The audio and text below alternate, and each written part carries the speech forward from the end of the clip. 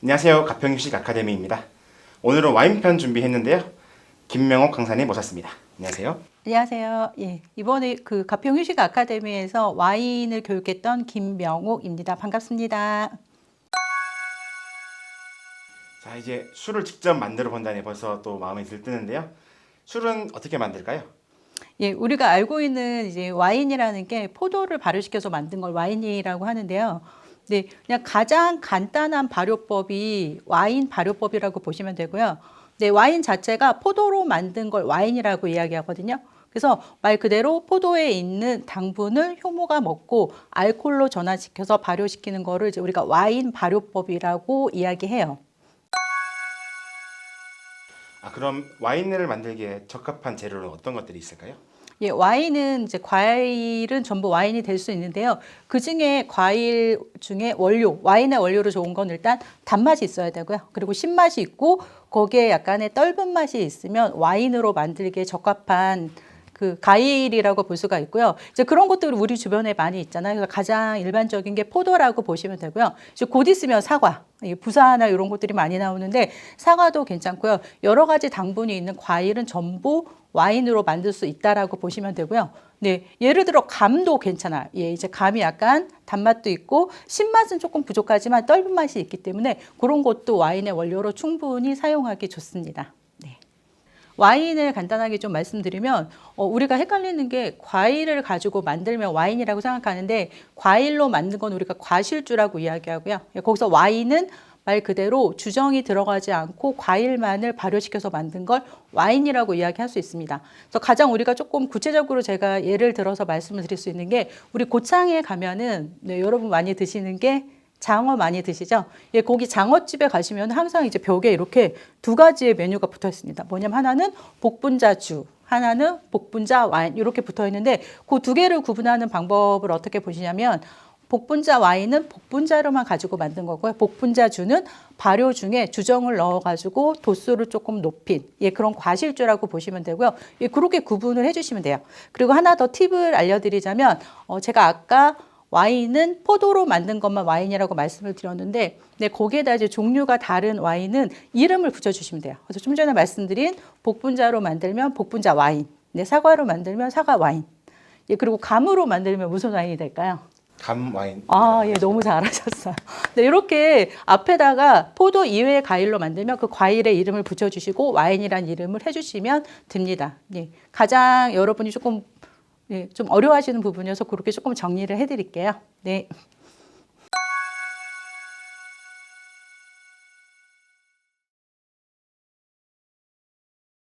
자, 그럼 오늘은 어떤 와인을 빚나요? 네. 말 그대로 포도로 만든 와인이라고 볼 수가 있고요. 우리나라에서 포도가 종류가 많진 않아요. 많진 않은데 조금 문제가 있는 게 문제라기보다는 조금 다른 게 여러분이 그 외국의 와인을 마셨을 때랑 국산 와인을 마셨을 때 차이가 있는 게 뭐냐면 포도의 품종에 따라서 맛의 차이가 있다라고 보시면 되는데요. 이제 우리가 익히 알고 있는 캠벨 가장 좋아하는 포도 품종이라고 볼 수가 있는데 사실 이거는 술을 만드는 양조용이 아니고 우리가 먹을 수 있는 식용으로 개발이 됐다라고 보시면 되고요. 그래서 식용으로 먹기에는 굉장히 맛있지만 외국의 그런 와인들하고 비교해야 하기에는 조금 차이가 있다라고 보시는데 그거는 포도 품종이 가진 그런 차이라고 이해를 해주시면 될 것 같고요. 오늘은 이제 캠벨을 가지고 와인을 만들어 보겠습니다. 그래서 제가 캠벨 포도 품종 3kg를 준비를 했고요. 그리고 와인 같은 경우는 물론 자연적으로 이 포도를 가지고 얻게도 와인이 됩니다. 근데 그렇지만 우리가 좋은 와인을 만들기 위해서 몇 가지 재료를 넣을 건데요. 우선 그 전에 잠깐 제가 보여드릴 게 있는데 여기에 보시면 우리가 포도를 보게 되면 이렇게 하얀 게 붙어 있거든요. 그래서 어떤 분은 그거를 농약이라고 하시는 분도 있고요. 어떤 분은 그거를 가지고 이거 당분이 새어나와서 그렇다라고 하는데 사실 여기에 하얀 가루들은 효모라고 보시면 됩니다. 네, 그래서 이 효모가 어떤 역할을 하냐면 효모가 여기 포도에 있는 당분을 먹고 술을 만드는 아이인데 이 포도란 아이가 어떤 아이냐면 효모들이 술을 만들기에 가장 적합한 모든 영양분과 당분과 신맛을 모두 가지고 있는 과일이라고 보시면 되고요. 그래서 여러분들 이 포도에 붙어 있는 거 이거 농약이다라고 오해하지 마시고 얘네들이 효모구나. 그래서 자연적으로 얘네만 가지고도 술이 될 수 있겠구나라고 이해를 해주시면 되고요. 근데 이제 우리는 전문적으로 여러분들이 이제 실패 없는 와인을 만들기 위해서 우리가 효모를 이 자연산 효모를 사용하는 게 아니고 잘 배양된 굉장히 품질이 좋은 효모를 이용을 할 거고요. 그래서 오늘 들어가는 재료는 일단은 발효를 하는 거. 우리가 실제로 술을 만드는 거는 효모가 술을 만든다라고 보시면 되거든요. 그래서 얘가 없으면 술이 될 수가 없습니다. 그래서 가장 중요한 효모. 그래서 효모 여러분이 익숙한 건 뭐냐면 이스트라고 하거든요. 그래서 여러분 빵 만드실 때 많이 사용하시잖아요. 그래서 이스트, 효모 같은 의미라고 보시면 되고요. 그래서 빵에서는 효모가 부풀고 여러 가지 풍미를 주는 그런 역할을 한다면 술에서는 알코올을 만드는 역할을 하는 게 효모의 역할이라고 보시면 되고요. 그리고 이제 두 번째로 보여드릴 게 무수 아황산염이라는 게 있거든요. 그래서 이거는 여러분이 저거는 뭔가 화학적이다, 뭔가 좋지 않다라고 생각하시는데 이따가 제가 그 재료를 넣을 때 얘가 어떤 역할을 하고 얘를 꼭 왜 써야 되는지 부분은 한 번 더 설명을 드리도록 할게요. 그리고 여기에 보시면은 인산 암모늄이라고 되어 있거든요. 그래서 이것도 이름이 얘도 화학적이야 라고 하실 수 있는데 얘 같은 경우는 효모의 영양제라고 보시면 돼요. 그래서 효모가 와인을 잘 만들려면 개체수를 많이 늘려야 되는데 이 개체수를 늘릴 때 필요한 게 질소질이거든요. 그래서 이 효모 영양제는 그 효모의 질소질을 보충해주는 그런 역할을 한다라고 보시면 되고요. 그래서 이름도 효모 영양제라고 이야기합니다. 그리고 이제 여기에 우리가 설탕도 들어갈 건데요. 이 설탕이 왜 들어가야 되는지는 제가 이따가 파쇄하면서 당도를 같이 재면서 같이 알려드리도록 할게요. 그래서 오늘 필요하신 재료는 이렇게 포도, 효모. 그리고 솔직히 집에서 하실 때 이 아황산염이나 효모 영양제는 없을 수 있거든요. 그러면은 얘는 사용하지 않으셔도 됩니다. 이 자체로도 발효가 되기 때문에 이게 없으시면 굳이 얘를 꼭 넣어야 되나? 만들기 싫어 이러지 마시고 얘 없이도 만들 수 있다라고 이해해 주시면 될 것 같아요. 네. 자, 그러면은 제가 이 포도를 먼저 세척을 해서 세척하는 방법부터 알려드릴 건데요. 솔직히 외국에서는 포도를 세척을 하지 않아요. 왜냐하면 이게 가을에 수확을 해서 엄청나게 많은 양을 세척하면 오히려 더 이게 세균의 감염이나 이렇게 될 수 있는 확률이 많기 때문에 사실 외국의 와이너리에서는 바로 따가지고 그대로 만듭니다. 근데 오늘은 저희가 가정에서 하는 거고 소량이기 때문에 제가 물로 세척해서 이 만드는 과정을 보여드리도록 할게요. 그럼 포도를 한번 세척을 해보도록 하겠습니다.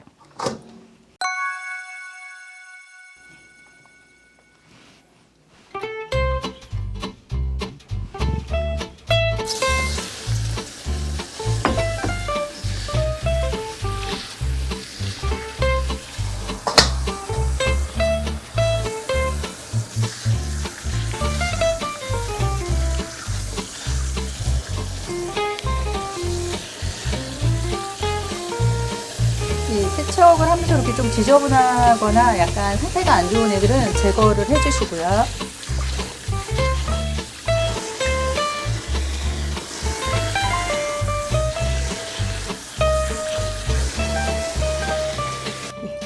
지금 세척은 끝났고요. 위를 옮겨서 제가 당도를 재보도록 할게요. 지금 포도를 세척을 했고요. 이 세척한 포도의 당도를 잴 건데 그냥 한 번만 당도를 재시면 안 되고요. 어떤 과일이든 잘 익은 과일이 있고 안 익은 과일이 있거든요. 이거는 과일이 어느 정도 익었냐에 따라서 당도가 달라지기 때문에 제가 이렇게 봤을 때 이렇게 보랏빛이 도는 조금 덜 익은 포도 하나를 채취할 거고요. 그리고 굉장히 까맣게 잘 익은 그 포도를 하나 채취를 할게요. 그래서 이 두 개의 당도를 재서 평균을 내주시면 우리가 만들 와인의 평균 당도가 나온다라고 보시면 되고요. 일단은 제가 조금 잘 익지 않은 과일부터 당도를 재보도록 할게요. 요거는 디지털 당도계라고 하는데요. 요거로 이제 당도를 잴 수가 있어요. 조금 덜 익은 포도의 당도를 재보도록 하겠습니다.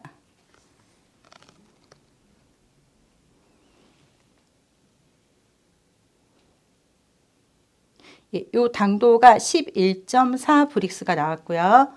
예, 이번에는 잘 익은 포도의 당도를 재보도록 할게요.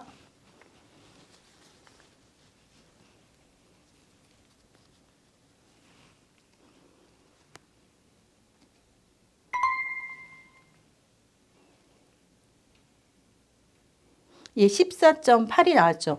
여러분 보시다시피 잘 익은 거하고 안 익은 거에 어떤 당도 차이가 많이 나기 때문에 꼭 한 가지만 재시면 안 되고 이렇게 2개 이상의 샘플로 한번 재보고 그리고 당도를 결정을 해주셔야 돼요. 자, 그러면은 지금 14.8이 나왔고요. 네, 아까 11.4가 나왔죠. 예, 그럼 요 2개를 더해서 반으로 나눠주시면 평균 당도가 나옵니다.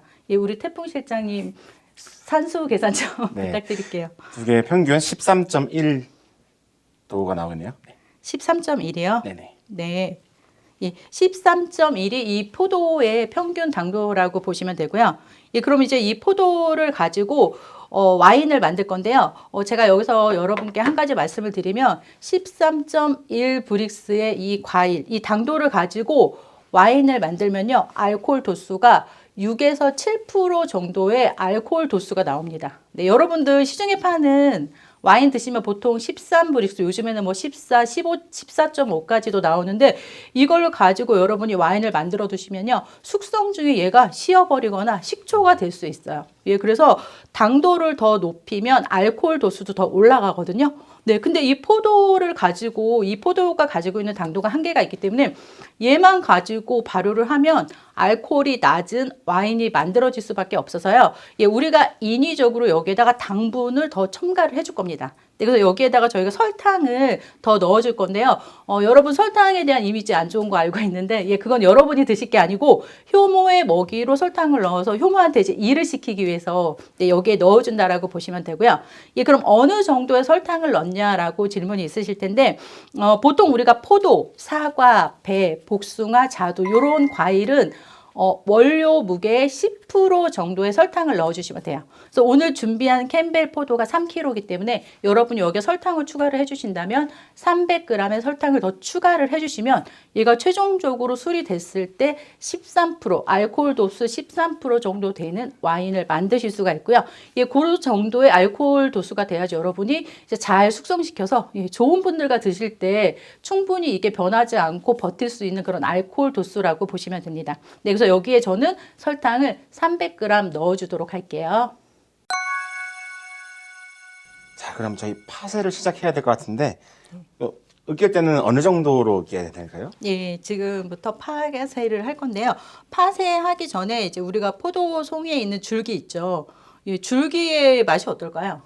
쓸 것 같아요. 그렇죠. 네네. 쓰죠. 근데 이게 굉장히 물론 우리가 와인에 쓴맛이 필요하지만 얘는 좀 지나치게 쓴 면이 있기 때문에 우리가 와인을 만들 때 줄기는 제거를 해주셔야 되고요. 예, 그래서 이렇게 일단 알을 줄기 제거를 위해서 알을 따주시면 되고요. 예, 실장님 좀 부탁드릴게요. 네, 우선 알을 전부 따주시면 됩니다. 이걸 하나하나 따기도 하지만 저는 이제 네, 어차피 이거를 으깨야 되기 때문에 네, 예쁘게 따진 않고 빨리 따도록 하겠습니다. 줄기는 빼주시면 되고요.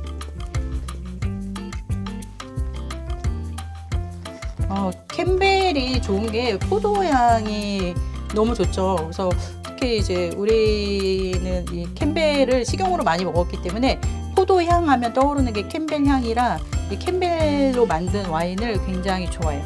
조금 바디감도 약하고 색은 조금 약하지만 이 향이 우리가 좋아하는 향이기 때문에 캠벨로 와인을 만드는 거는 네, 굉장히 이제 우리들의 취향에 많이 입맛에 맞는 것 같아요.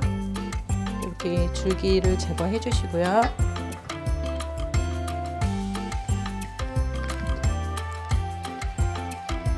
요 안에 들어가는 씨도 같이. 그럼요.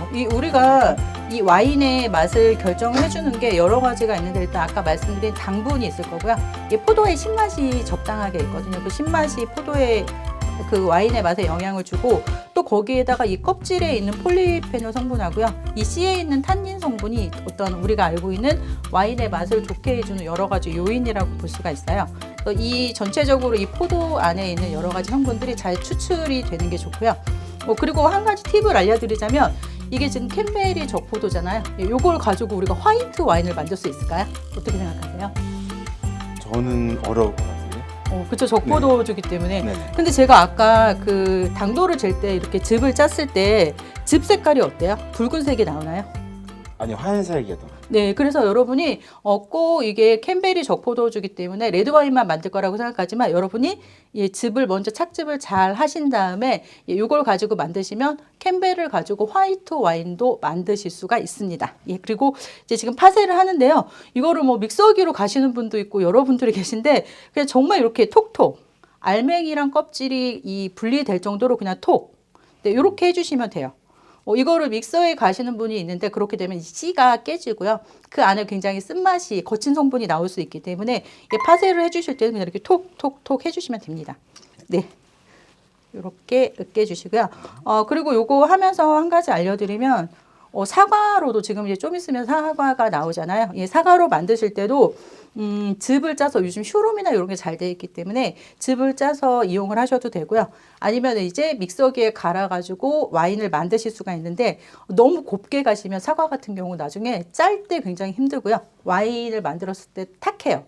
네, 그래서 여러분들이 사과를 가지고 와인을 만드신다 할 때는 이제 우리가 강판에 감자나 이런 거 갈듯이 사과를 강판에 갈았을 때 그 정도 질감으로 갈아주시면 됩니다. 예, 근데 포도는 굉장히 간단하기 때문에 그냥 알맹이만 이렇게 톡톡 터트려 주시면 되고요. 예, 이렇게 저는 조금 네. 예, 톡톡 하면 좋은데 저는 이제 네, 굳이 그렇게 안 해도 된다는 걸 알기 때문에 터프하게. 예, 그리고 이것도 지금 이렇게 세게 짜니까 보랏빛이 나오죠. 네, 이렇게 파쇄하면서 이 껍질에 있는 색소 성분이 침출이 되는 거죠. 예. 포도향 어때요? 굉장히 좋죠. 너무 좋은데. 벌써 취할 것 같은 느낌. 아, 그래요? 술이 세신 거로 알고 있는데. 네. 네, 이렇게 실장님이 잠깐 도와주시고, 예, 요거 네. 하면서 제가 설탕 넣는 거를 조금 알려드리도록 할게요. 이제 거의 지금 그 알맹이가 다 터져 있고요. 네, 이렇게 보시면은 지금 거의 마무리가 돼가고요. 여기에다가 이제 설탕을 넣어 주시는 거예요. 예, 아까 제가 말씀드린 거 기억나시죠? 이 설탕은 우리가 먹기 위해서 그 달달한 와인을 만들기 위해서 넣는 게 아니고 알코올 도수를 높이기 위해서 이 300g에 이 설탕을 넣는다라고 보시면 되고요. 그래서 설탕을 같이 넣어 주도록 할게요. 잘 섞어 주시고요. 예, 그리고 여기에 이제 우리가 또 넣어줘야 될 게 아까 말씀드린 효모 영양제가 있거든요. 예, 효모 영양제는 사용하시는 양이 10리터에 5g 정도로 사용을 해주시면 되고요. 예, 이거는 지금 3kg이기 때문에 1.5g 정도로 굉장히 소량이라고 보시면 되고요. 같이 넣어주도록 할게요. 네. 자, 그리고 이제 대망의 아황산염을 넣어보도록 하겠습니다. 예, 아황산염을 넣었을 때 이 포도의 색이 달라지는 걸 볼 수가 있는데요. 한번 제가 직접 보여드리도록 할게요. 자, 아황산염을 넣어보도록 할게요. 자, 지금 여기에 보시면 조금 붉은색이 돌죠. 예, 근데 아황산을 한번 넣고 저어주도록 할게요. 이 아황산도 마찬가지로 10리터에 2g을 사용해 주시면 되고요. 제가 넣는 양은 3kg이기 때문에 0.6g, 굉장히 소량의 아황산을 넣은다라고 볼 수 있고요. 예, 제가 그럼 이렇게 아황산을 넣은 다음에 얘를 저어주도록 할게요. 실장님, 변화가 나는 게 보이시나요? 잘 아직 감이 안 오시죠? 네, 아직까지는. 네. 지금 아까보다 달라진 게 아까는 붉은색이 조금 더 강했는데 아황산을 넣고 저어주니까 붉은색이 조금 점점 더 이렇게 투명한 색으로 변하잖아요. 네, 요거는 아황산을 제가 아까 그 여러 가지 이유로 사용을 해야 된다라고 했는데 이 아황산을 사용해주는 이유가 첫 번째로 살균 작용이 있거든요. 그래서 우리가 발효를 할 때는 꼭 필요한 그 미생물만 발효를 해야지 그 외의 균들은 필요가 없어요. 그래서 일단은 우리가 포도를 물로 세척을 했지만 그렇다고 이 안에는 균들이 다 죽은 건 아니거든요. 예, 그리고 이 효모가 좋다라고 했지만 자연에 있는 효모가 오히려 발효력이 약하거나 그럴 수 있기 때문에 이 안에 있는 균들을 전부 죽여주는 역할을 하는 게 아황산의 역할이라고 볼 수가 있고요. 예, 그리고 이 색이 조금 돌아왔죠. 네. 예, 요거는 이제 우리가 갈변이 됐다라고 보시면 돼요. 이 으깨는 중간에도 벌써 이 공기랑 접촉을 하면서 갈변이 된 거를 아황산 처리를 하니까 갈변된 게 원래의 색깔로 돌아왔다라고 보시면 되고요. 이 색깔에서 발효가 돼야지 이제 예쁜 우리가 알고 있는 그런 예쁜 와인의 색이 나온다라고 볼 수 있고요. 그리고 아황산을 사용하는 특히 그 와인 같은 경우는 여러분 와인병 뒤에 보시면 무수 아황산염이라는 게 거의 들어가 있거든요. 거의 99% 사용을 한다라고 보시면 되는데 얘를 사용하는 이유가 와인의 산화를 방지해 주기 위해서 사용을 해요. 네. 그래서 이 와인을 여러분이 제대로 관리를 안 해주시면 그냥 식초가 되거든요. 예, 식초가 되기 때문에 이 아황산을 넣음으로써 식초가 되는 걸 막아준다라고 볼 수가 있죠. 그래서 아마 이 아황산보다 더 좋은 성분이 있으면 걔를 이용할 텐데 아직까지는 이 아황산을 대체할 만한 게 없기 때문에 아황산을 이용한다라고 볼 수가 있겠고요. 예, 그래서 이렇게 말씀드리는 과정 중에 지금 설탕도 다 녹았고요. 예, 이 포도 파쇄도 다 끝났어요. 네. 그러면 이제 다음의 공정으로 넘어가도록 할게요. 자, 그럼 파쇄가 다 끝난 것 같은데 이제 뭘 하면 될까요? 네, 지금 이제 파쇄는 다 끝났고 여기에 첨가물 들어가는 거 다 들어갔고요. 이제 효모를 넣어줘야 되는데 효모를 일단은 이 지금 가루 형태로 되어 있죠. 과립으로 되어 있는데 얘는 지금 효모가 자고 있다라고 보시면 되거든요. 예, 그래서 우리 실장님도 아침에 자는데 막 흔들어 깨우면 네. 기분 나쁘죠. 그렇죠. 예, 그런 것처럼 얘도 살살 깨워야 돼요. 예, 살살 깨워야 되는데 그 깨우는 방법이 뭐냐면 일단은 따뜻한 물로 이렇게 준비해 주시고요. 온도는 40도 정도 됩니다. 예, 40도 정도 되는 따뜻한 물이고요. 예, 여기에다가 설탕을 커피 스푼으로 하나를 넣어주세요. 네, 하나를 넣어서 잘 녹여주면 네, 뭐가 될까요? 따뜻한 설탕물. 근데 이게 물이 차가워도 안 되고요. 설탕이 빠져도 안 되고요. 또 물이 너무 뜨거워도 지금 이 효모 같은 경우는 단백질이거든요. 그래서 이게 변성이 돼서 수화가 안 돼요. 깨어나질 않기 때문에 이렇게 따뜻한 설탕물을 만들어 주신 다음에 아까 준비한 효모, 예, 효모도 사용량은 똑같아요. 10kg에 2g을 사용을 해주시고 얘는 아황산은 그 기준치 이내로 쓰셔야 되는데 얘는 조금 더 쓰셔도 됩니다. 저는 지금 1g을 준비를 했고요. 여기에 이렇게 살살 뿌려주시면 돼요. 그리고 여기서 주의하실 거 하나. 네, 이거를 뿌리고 나서 우리 커피 타듯이 저어주시는 분이 계신데 그렇게 하면 안 되고요. 효모는 일단 여기에 넣어준 상태에서 자기가 스스로 깨어날 때까지 그냥 두셔야 돼요. 예, 그래서 한 이렇게 20분 정도 시간이 지나면은 이 효모가 거품이 나면서 깨어나거든요. 예, 그러면 그때 이용을 해주시는 거고요. 예, 지금 제가 효모 수화시키는 방법을 알려드렸는데 여기서 한 가지 문제가 있습니다. 네, 뭐냐면 제가 여기에 아까 아황산을 넣으면서 아황산의 그 작용 중에 살균 작용이 있다라고 말씀을 드렸거든요. 예, 그래서 지금 우리가 아황산 처리를 금방 했는데 여기에다가 이 효모를 바로 넣어주면 얘가 발효가 될까요?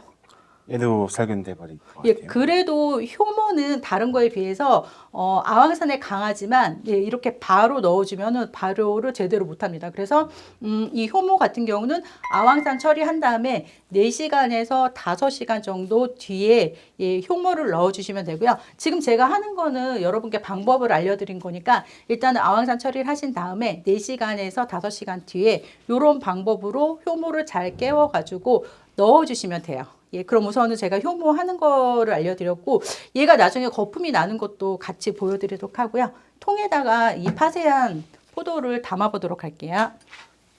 자, 볼까요? 네, 부어주시겠어요?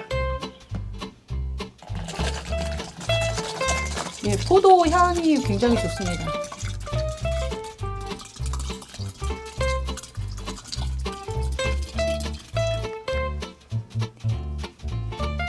이렇게 해서 통에다가 담아주시고요. 지금 제가 이거를 여기에다 넣으면 여러분들도 저를 따라서 바로 넣을 것 같아서 오늘 지금 얘는 넣지 않도록 하고요.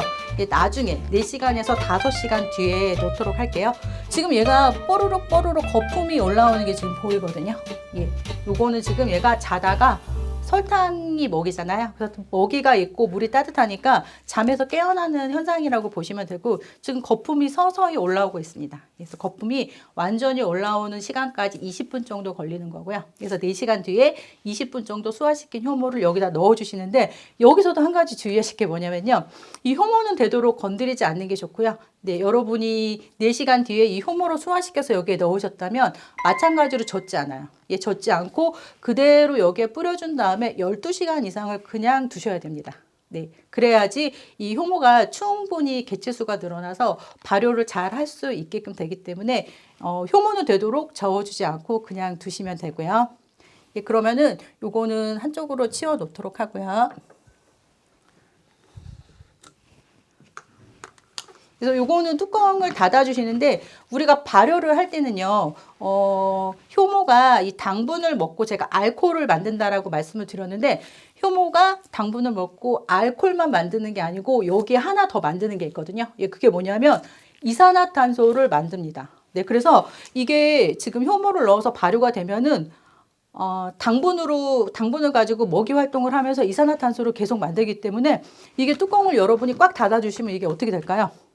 예, 물론 터지진 않겠지만 이게 점점 팽창이 되면서 터질 수도 있어요. 그래서 여러분이 발효하실 때는 물론 에어락이라는 게 있으면 꽂으시면 좋겠지만 그게 없을 경우에는 그냥 뚜껑을 반바퀴 정도만 열어 놓으시면은 이게 공기는 들어가지 않고 이 안에서 생기는 이산화탄소는 밖으로 분출이 되거든요. 예, 그러면은 이게 터지지 않고 여러분이 잘 발효를 하실 수가 있는 거죠. 물론 지금은 효모를 넣지 않았기 때문에 꽉 닫아 두셔도 되고요. 이렇게 반바퀴 여시는 거는 효모를 투입한 다음에는 이렇게 반바퀴 정도만 살짝 열어서 발효를 해주시면 됩니다. 그리고 항상 주의하실 게 이렇게 반바퀴 열어놓은 걸 잊어버리시고 이거를 이렇게 번쩍 들다가 쏟아지는 경우가 많이 있거든요. 그것만 주의해 주시면은 충분히 이렇게 해도 발효되는 데는 전혀 문제가 없습니다. 네, 이제 4시간이 지나서요. 효모를 넣어 보도록 할게요. 지금 4시간 정도 지나면 이 안에 있는 아황산염이 아황산으로 날아가고 이제 안정화됐기 때문에 효모를 넣어줘도 되거든요. 예, 이때 이제 제가 뚜껑을 아까 제가 꽉 닫으라고 했는데 이제는 너무 꽉 닫으시면 안 되고요. 일단 열어서 여기에 보시면은 지금 위에 거품이 이렇게 살포시 올라앉아 있거든요. 예, 요거는 효모가 잠에서 깨어나서 이제 일할 준비가 됐다는 거죠. 그래서 요거를 이 술떡 위에다가 포도 위에다 뿌려보도록 할게요.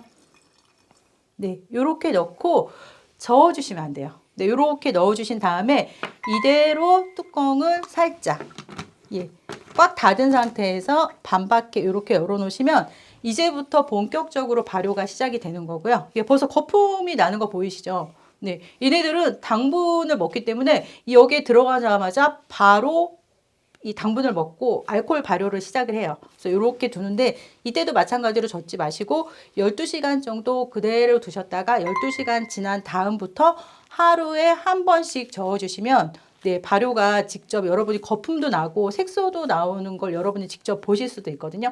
네, 그리고 여러분이 또 조금 걱정하실 수 있는 게 이거 냄새가 조금 이상해요 라고 할 수 있는데 이거는 효모 냄새예요. 예. 냄새가 어떤가요? 구수하다고 해야 될까요? 아, 역시.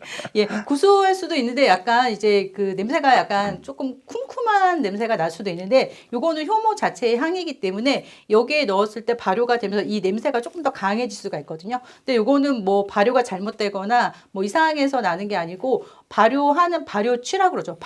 저는 발효향이라고 하지만 안 좋아하시는 분은 발효취가 될 수 있겠죠. 예, 근데 요거는 굉장히 정상적인 것이기 때문에 이렇게 두신 다음에 12시간 그대로 두시고 12시간 뒤에부터 저어주시면 되고요. 저으실 때는 네, 뭐 이거를 그냥 뭐 이렇게 대충 이렇게 통째로 이렇게 흔드시는 경우도 있는데 그렇게 하지 마시고 그 스테인리스 국자나 이런 거 있죠. 그거 뜨거운 물로 이렇게 소독해가지고 그거로 이렇게 한 번씩 하루에 한 번씩만 저어주시면 충분하거든요. 그렇게 저어주셔서 일주일 동안 저어주시면 거의 이 껍질과 씨앗에 있는 맛은 많이 빠져나온다라고 볼 수가 있고요. 일주일 동안 여러분이 제가 알려드린 저어주기, 이거를 우리가 교반이라고 하거든요. 열심히 저어주시면 네, 일주일 동안 저어주시면 됩니다. 네, 그리고 제가 뭐 지금 화면으로 말씀드리지만 제가 수업할 때는 알아요. 이분이 일주일 동안 열심히 저었는지 한두 번 대충 저어줬는지는 색이나 이런 걸 보면 알 수 있기 때문에 여러분이 일주일 동안은 내가 하루에 한 번은 저어주겠다라는 마음으로 꼭 저어주시는 게 좋습니다. 예, 이렇게 됐고요. 예, 그리고 실장님 옆에 통을 좀 주시겠어요?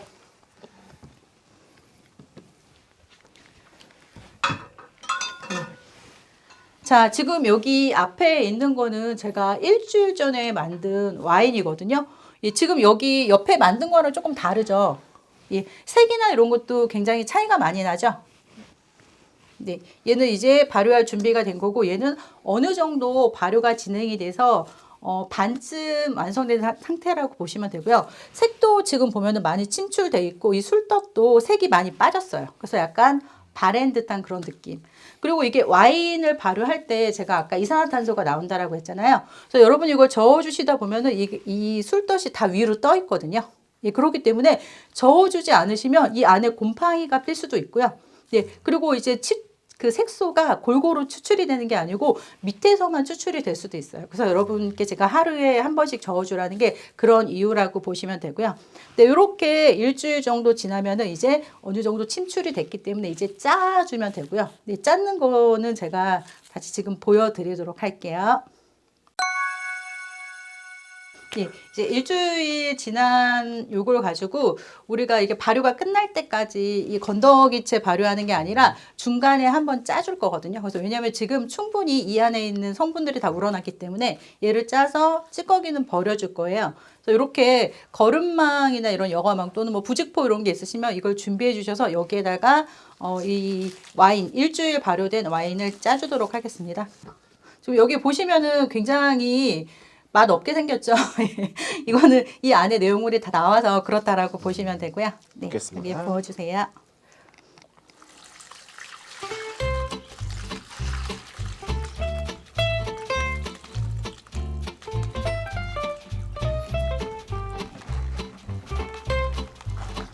자, 이렇게 망에 넣어주셨으면 이거를 꽉 짜주시면 돼요. 네, 이거를 뭐 살짝 조금만 짜셔도 되지만 저희는 양이 많지 않고 뭐 이걸 가지고 이렇게 활용할 게 아니기 때문에 최대한 압착해서 이 안에 있는 와인을 전부 짜도록 할게요.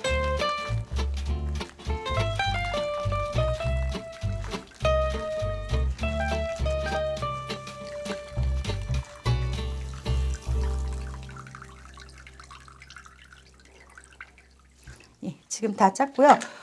지금 여기 보시면 지금 거품이 계속 나고 있거든요. 예, 이 거품이 난다는 거는 이 안에 효모가 아직 발효를 한다는 거예요. 그래서 제가 그 효모가 발효할 때 알코올도 만들지만 이산화탄소를 만든다고 해서 거품이 계속 나는 거라고 보시면 되고요. 지금쯤 되면은 단맛이 있을까요? 없을까요? 네, 그거를 제가 실장님께 한번 맛을 보여드리고 어떤지 한번 여쭤볼게요. 자, 요거는 지금 일주일 발효된 게 당분이 어느 정도 있는지 그냥 쭉 드시면 돼요. 통째로 넣는 네. 아직 단맛이 있는 것 같아요. 예, 아직 단맛이 있죠? 네. 예, 아직 단맛이 있다는 건 뭐냐면 얘가 아직도 더 발효할 여력이 남아있다는 거고요. 우리가 만드는 지금 이 와인 같은 경우는 최종적으로 만들었을 때 단맛이 없는 드라이한 와인이에요. 예, 드라이한 와인이고 알코올 도수가 13도 정도 되는 거기 때문에 이 안에 있는 단맛이 전부 발효가 돼야 됩니다. 네, 그래서 아직 단맛이 남아있다는 거는 발효를 더 할 수 있다는 거고요. 그래서 요 상태로 짠 상태로 통에다 넣어주고 일주일에서 2주일 정도 더 발효를 할 건데요. 예, 요거를 우리가 2차 발효라고 해요. 아까 건더기 있는 거 발효하는 게 1차 발효, 건더기를 짜고 이 액체만 가지고 발효하는 거를 2차 발효라고 하고요. 예, 얘를 통에다가 넣어주도록 할게요.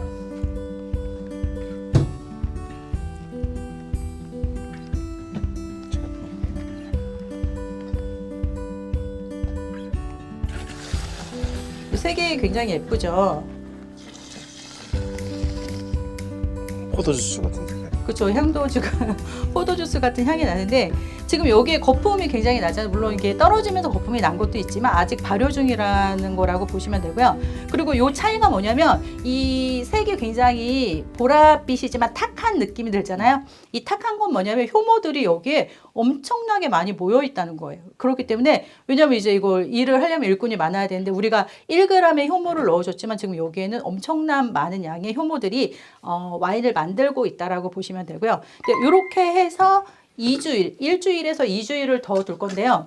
실장님 여기서 얘는 이제 우리가 1차 때는 매일 저어줬잖아요. 네. 얘는 여기서 더 저어주는 게 좋을까요? 그냥 두는 게 좋을까요? 그냥 두는 게 좋을 것 같습니다. 아, 역시 우리 실장님. 예, 지금 여기에는 건더기가 없죠. 우리가 건더기가 있을 때는 여러 가지가 추출이 돼야 되기 때문에 매일 저어줬지만 얘는 건더기 없이 액체가 나온 거기 때문에 여기서는 굳이 저어주지 않으셔도 되고요. 예, 요대로. 자, 마찬가지로 뚜껑을 덮어주시는데 아직 단맛이 남아있다는 건 발효를 더 한다는 이야기거든요. 그래서 얘도 마찬가지로 꽉 닫지 마시고 닫은 상태에서 살짝 열어서 이 나오는 이산화탄소가 밖으로 나갈 수 있게끔 이렇게 관리를 해주시고 일주일에서 2주일 정도 두시면 됩니다. 예, 그렇게 되면은 이게 이제 여러분이 발효가 끝났는지를 알 수 있는 방법이 있어요. 그래서 가장 쉬운 방법은 거품이 나는지 안 나는지를 보시는 거예요. 거품이 더 이상 나지 않는다 그러면 아, 얘가 발효가 끝났구나라고 아실 수 있고, 아니면 이제 좀 전에 제가 맛을 본 것처럼 여러분이 이걸 떠서 드셨는데 단맛이 1도 없다 그러면은 발효가 끝난 게 되겠죠. 예, 그렇게 해서 관리를 해주시고요. 이 상태에서는 이제 뭐 식탁이나 이런 데 두지 마시고 왕래가 없는 곳에다 두셔야 되는 게, 이 상태에서 발효가 끝나면 앙금이 밑으로 가라앉거든요. 뭐 포도 찌꺼기라든가 앙금이 가라앉는데 얘네들을 나중에 분리를 해줘야 될 거기 때문에 요때는 최대한 건드리지 말고 요대로 두시면 되고요. 이 기간은 2주 정도 두시면 거의 발효가 끝난다라고 보시면 됩니다. 네. 예, 그러면 이제 실장님 옆에 완성된 와인 한번 주시겠어요? 예, 지금 이 앞에 두 개의 통이 있는데요. 예, 요거는 제가 여과해서 압착해서 지금 아직 발효 중인 거고요. 지금 2차 발효 중이라고 보시면 되고, 지금 거품은 계속 나오고 있다는 건 발효하고 있다는 건데요. 이 우리가 발효할 때 중요한 게 온도가 굉장히 중요합니다. 예, 그래서 온도를 잘 맞춰주시는 게 발효를 잘 하시는 비결이라고 보시면 되는데요. 효모 같은 경우는 이제 사람이 좋아하는 온도랑 같은 온도를 좋아합니다. 그래서 23도에서 25도 정도 되는 온도에서 발효를 해주시면 발효가 잘 되고요. 그래서 실내에서 발효를 해주시면 조금 낮으면 발효가 조금 늦고 조금 온도가 높으면 조금 빠르다라고 보시면 되고요. 이렇게 지금 발효 중이고, 지금 육안으로 보실 때 얘는 굉장히 좀 탁하다는 느낌이 있고 얘는 굉장히 조금 진하다는 느낌이 있는데요. 예, 요거는 아직 당분도 남아있고 이 안에 발효 중이라 조금 그렇게 차이가 있다라고 보시면 되고요.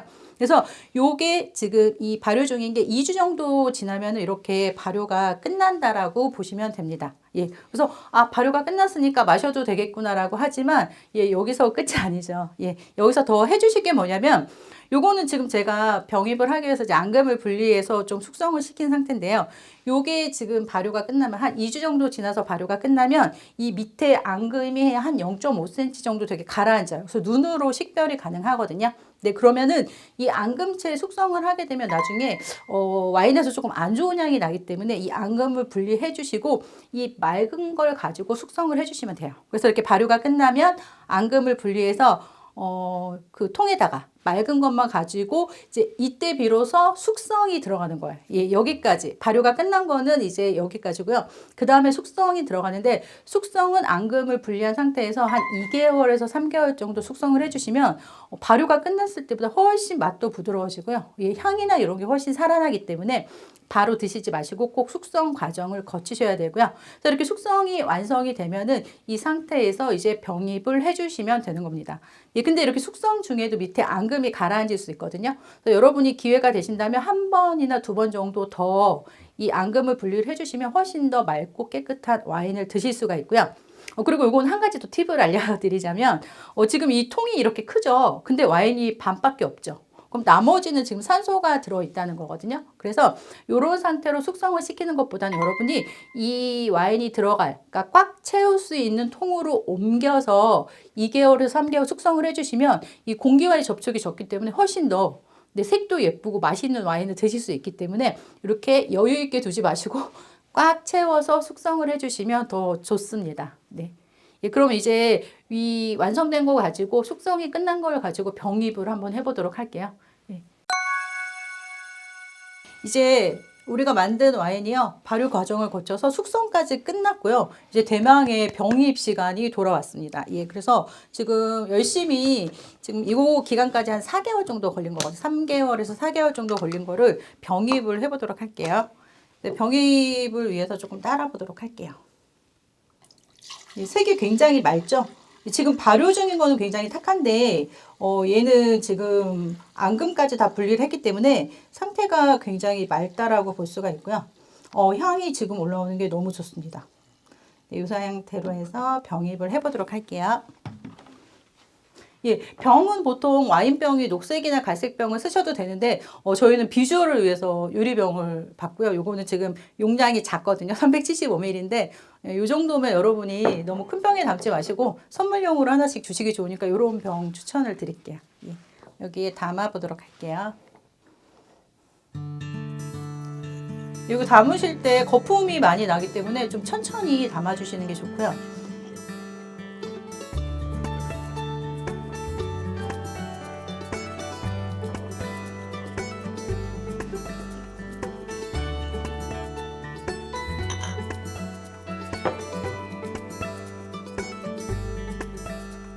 이 정도로 담아주시면 되고, 요거는 한 가지 팁인데요. 와인을 사실 때, 이걸 율러지라고 하거든요. 그래서 만약에 똑같은 와인인데, 이렇게 같은 와인인데, 이게 이 갭의 차이가 만약에 많이 난다라고 하면은, 그거는 조금 피하셔야 돼요. 왜냐면 이제 같은 시기에 병입을 했는데, 이 양이 적다는 건 기계로 병입을 하기 때문에 양이 일정하거든요. 근데 양이 적다는 거는 중간에 이게 좀 샜다거나, 어떤 문제가 될 수 있기 때문에 같은 종류의 같은 빈티지라면 이런 거를 한번 확인해 보시는 것도 한 가지 팁으로 알려드릴게요.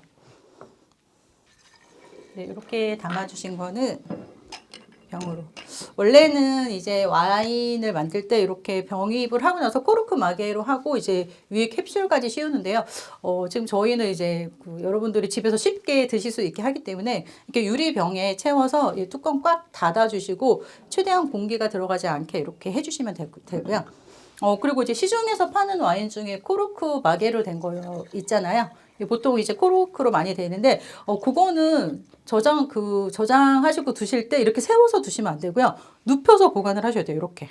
물론 얘는 지금 상관이 없지만, 코르크 마개 같은 경우는 이렇게 세워서 오래 보관하면 코르크가 마르면서 이게 수축이 될 수 있고요. 그러면 이 안에 공기가 들어가서 와인이 산화될 수 있기 때문에, 지금 혹시 장식장에 와인 이렇게 예쁘게 세워놓으셨다면, 이렇게 눕혀서, 코르크 마개가 젖어서 이게 마르지 않도록 관리를 해주시는 게 더 맛있는 와인을 드실 수가 있습니다. 여기 또 예쁘게 라벨까지 해주시면 더 좋겠죠. 왜냐하면 이거는 세상에 둘도 없는 나만의 와인이고 이제 여러분이 만든 와인이기 때문에 병입을 하신 다음에 이제 예쁘게 라벨링까지 하셔서 붙여주시면 선물로 주기도 좋고요. 이렇게 드시면서 굉장히 만족감을 느끼실 수 있습니다. 제가 보니까 물론 뭐 부르고뉴라든가 이런 데 고급 와인이 맛있긴 하지만 내가 만든 와인이 최고라는 거 가장 맛있다라고 볼 수 있고요. 그럼 지금 병입을 했는데 이걸 여러분께 제가 예쁜 색상을 보여드리기 위해서 한번 와인잔에 따라 보도록 할게요. 와인잔 주시겠어요? 네. 제가 따를까 아니면 실장님? 제가 따를까요? 네. 많은 걸로. 많은 걸로요? 저는 안주를 한번 준비해 보도록 할게요.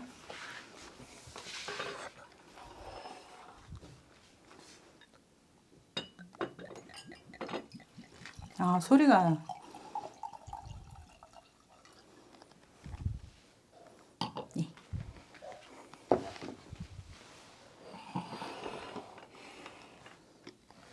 어떠신가요? 네, 여러분이 만든 와인도 이렇게 나올 수 있고요. 와인은 과학이거든요. 이게 뭐 어떤 정성도 물론 중요하지만 와인은 과학이기 때문에 제가 만드는 방법대로 여러분들이 만드시면 똑같은 품질의 그런 와인을 만드실 수가 있고요. 이렇게 친구분들이나 지인분들과 즐거운 시간을 가지면서 이제 드실 수가 있는 와인을 만드실 수가 있습니다. 자, 이렇게 오늘은 와인 만들기를 해봤습니다. 다음 시간에 만나요. 다음 시간에 봬요.